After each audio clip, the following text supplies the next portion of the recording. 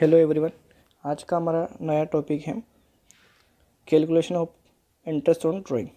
अब हम आज सीखेंगे कि जो ड्राइंग होता है उसका इंटरेस्ट ऑन ड्राइंग कैलकुलेशन कैसे होता है। जो देख लेते हैं हम calculation of interest on drawing. अब इसका मीनिंग क्या होता है वो जान लेते हैं।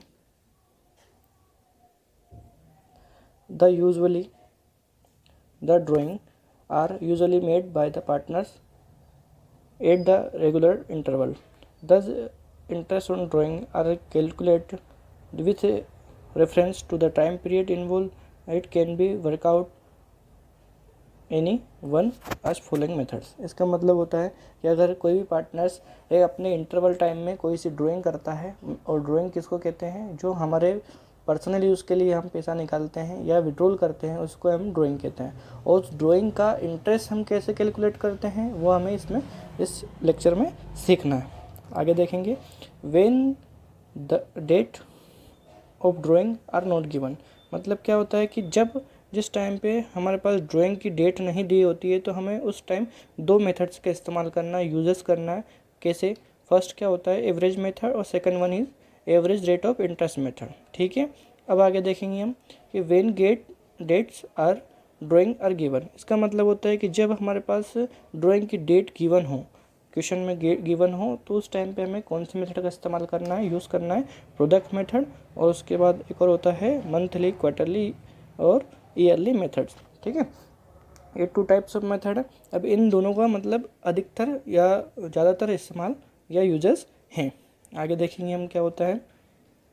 When dates of drawing are not given, जब हमारे पास डेट्स गिवन नहीं होती है तो उस टाइम पे क्या होता है average period of method. If dates drawings are not given, the interest on drawing is calculate on the average basis of total amount of drawing made during the accounting period for half of the accounting period. It based on the assumptions that amounts were drawn evenly throughout the accounting period. इसका मतलब होता है कि average period, हम जानते हैं कि average निकालते कैसे हैं, क्योंकि टोटल जो अमाउंट होता है उसमें हम कभी भी या तो नंबर ऑफ टोटल का हम डिवाइड करते हैं, सेम वैसे ही हम यहाँ करेंगे कि जो हमारे पास टोटल ड्राइंग रहेगी उसमें हम हमारे टोटल अकाउंटिंग ईयर का हाफ ऑफ लेंगे। हाफ ऑफ उसका क्या होगा, 6 होगा।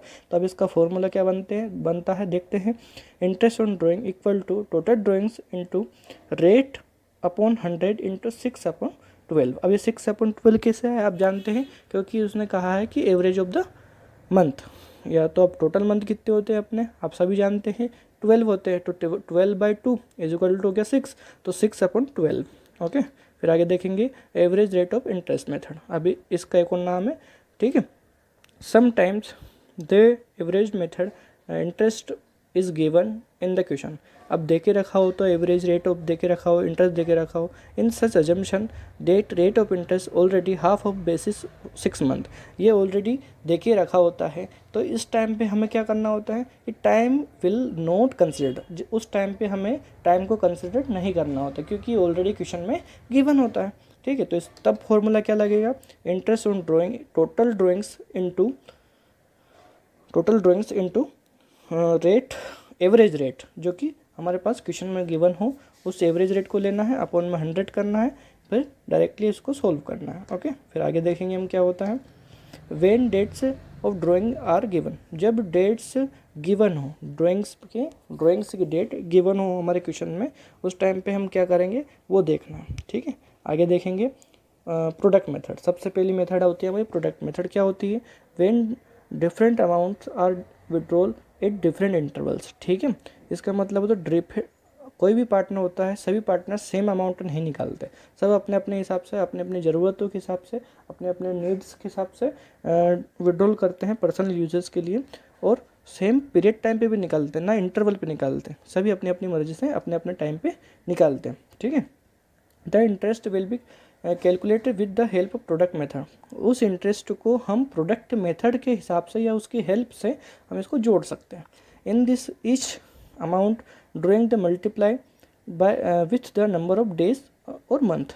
सिंपल सी बात है कि हम उस उस नंबर्स को, उस ड्राइंग को, उस विड्रॉल अमाउंट को हम हमारे डेज में भी और मंथ में भी कैलकुलेट कर सकते हैं। ठीक है, फिर आगे देखेंगे to find out the product and then product are total. फिर हम उसको प्रोडक्ट निकाल सकते हैं और टोटल प्रोडक्ट को फाइंड कर सकते हैं, है ना, या टोटल कर सकते हैं। Interest is to calculate total product at the rate of interest for 1 month और 1 डे। सिंपल सी बात है। फिर हम उस टोटल प्रोडक्ट की रेट, इंटरेस्ट रेट से 1 मंथ का और 1 डे का भी इंटरेस्ट निकाल सकते हैं ड्राइंग के लिए। तो यह होती है हमारी प्रोडक्ट मेथड। इसका फॉर्मूला क्या होता है वो जान लेते हैं। Interest on drawing equal to total product and rate upon 100। ठीक है, ये तो सब में होता ही है। फिर आगे देखेंगे इसमें नई चीज़ क्या है, वो ये है कि 1/365। ये किसके लिए है, ये डेज कैलकुलेट करने के लिए है 1/365, और मंथ कैलकुलेट करने के लिए 1/12। हम इन दोनों का इस्तेमाल या यूजेस कर सकते हैं। ठीक है, फिर आगे देखेंगे मंथली, क्वार्टरली, ईयरली। अब ये 3 चीज़ें होती हैं। ये तीनों चीज़ें ये होता है, इसका ज़्यादातर इस्तेमाल होता है, ज़्यादातर यूजेस होता है हमारी अकाउंटिंग्स में। ठीक है, फिर आगे देखेंगे if uniform amount is withdrawal at the amount each amount time and the interval between withdrawals amount also inform. In such case, interest on drawing is calculated with monthly drawing method. Time period in this method calculates as follows. ठीक है, तो हम कैसे इसको calculate करते हैं, आगे इसके फॉर्मूले के साथ हम अच्छे से इसको समझेंगे इन डिटेल। देखते हैं सबसे पहला क्या है। In that case there will be following cases. ठीक है, सबसे पहला क्या है, when drawing are 12 months period. ठीक है, when drawings are 12 months period. Okay, तो इसको हम क्या बोल सकते हैं, मंथली। ब्रैकेट में आप सब बच्चे या किसी बुक में अगर मंथली हो तो आप घबराए नहीं, इसका मतलब यही होता है कि जो 12 महीने पीरियड होता है उसको कैसे कैलकुलेट करना होता है, हम उसको देखेंगे यहाँ पे कि उसको मंथली बोलते हैं। तो इसका पहला फार्मूला होता है at the beginning of the each month का, इसका फार्मूला होता है total drawing into rate upon 100 into 6.5/12।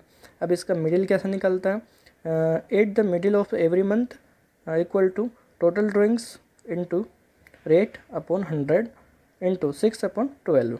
Okay, फिर उसके बाद लिखा है इसमें at the end of the every month equal to total drawings into 100 upon 100 rate into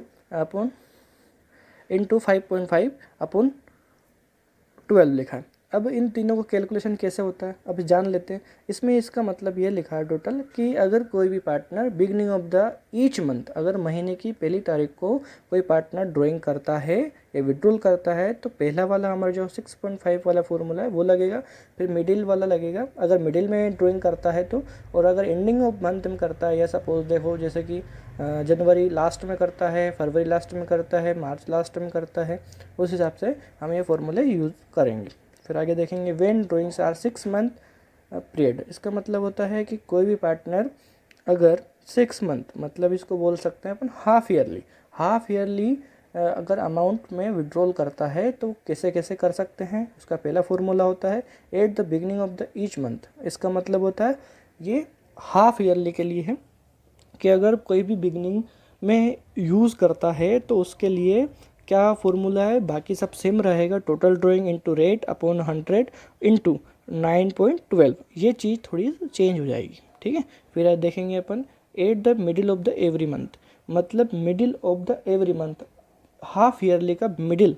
अगर उसका मिडिल ऑफ मंथ में निकाल रहे हैं अपन, हाफ ईयरली का मिडिल क्या होगा, अब समझ लेते हैं कि हाफ ईयरली में कितने महीने होते हैं, 6 महीने। अब इसका मिडिल क्या होगा, सपोज हम मान लेते हैं कि स्टार्टिंग के 6 महीने लेते हैं कि जनवरी, फरवरी, मार्च, अप्रैल, मई, जून। ठीक है, अब मान लिए हमने 6 महीने ले लिए। ठीक है, तो जनवरी, फरवरी, मार्च, अप्रैल, मई, जून। ठीक है, अब इसमें देखो आप कि मिडिल क्या हो रहा है, मिडिल कौन सा मंथ हो रहा है, अप्रैल हो रहा है। ठीक है, तो ऐसे हम इसको कैलकुलेट करेंगे और तो अब 6.6/12 आ जाएगा। फिर आगे देखेंगे at the end of the month. At the month क्या होगा, मतलब ये मंथ में, ये लास्ट हाफ ईयरली का लास्ट में कैलकुलेट किया जाएगा। तो इसका फॉर्मूला क्या बनेगा, total drawings into 100 rate upon 100 into 3/12। आगे देखते हैं अपन क्या होता है। When drawings are made quarterly during the period. इसका मतलब होता है कि जो ड्राइंग हम करते हैं ये क्वार्टरली। अब सभी बच्चे ये जान लेते हैं कि जो ड्राइंग होती है जो क्वार्टरली होता है वो क्वार्टरली कैसे होता है कि हम ये जानते हैं कि पूरे साल में 12 महीने होते हैं, 12 मंथ्स होते हैं 1 ईयर में, और उसके बाद जो टोटल हमारे पूरे साल में 4 क्वार्टर होते हैं और एक क्वार्टर 3 महीने का होता है। ठीक है, एक क्वार्टर 3 महीने का होता है। तो इसको हम कैसे कैलकुलेट करेंगे? सपोज देखते हैं at the beginning of the each quarter, मतलब क्वार्टर के बिगनिंग में अगर पैसा हम निकालते हैं या कोई पार्टनर पैसा निकालता है, यूज़ करता है, विड्रॉल करता है, तो फॉर्मूला क्या होगा? Total drawing into rate upon 100 into 7.5 upon 12। ठीक है, अगर जैसे कि मैंने कहा आपसे कि साल भर में टोटल 12 महीने होते हैं, 12 महीने और टोटल 4 क्वार्टर होते हैं और एक क्वार्टर आपका 3 महीने का होता है। ठीक है, अब यहाँ पे लिखा है beginning of the each quarter, इसका मतलब होता है कि जो एक क्वार्टर है जनवरी फरवरी मार्च, अभी तीन महीने का एक क्वार्टर हो गया। ठीक है, तो इसमें सबसे पहले पैसे कहाँ निकालेगा? 1 जनवरी को। उसके बाद सेकंड क्वार्टर कब से स्टार्ट हो रहा है? 1 अप्रैल से, तो 1 अप्रैल को पैसा निकालेगा उसके बाद। ठीक है, तो ये फॉर्मूला ऐसा बनेगा। फिर आगे देखेंगे at the middle of the each quarter. ठीक है, अब middle of the each quarter कैसे होगा? आप जानते हैं 3 महीने का एक क्वार्टर होता है, तो मिडिल क्या हुआ?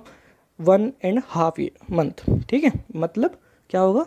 15 फरवरी या 15 फेब या 15 फेब। आगे देखते हैं at the end of the every quarter equal to total drawings into rate upon 100 into 4.5 upon 12। समझ में आया सभी को? ठीक है, तो ये होगा एंडिंग ऑफ द क्वार्टर। ठीक है, आज के लिए इतना ही बच्चों।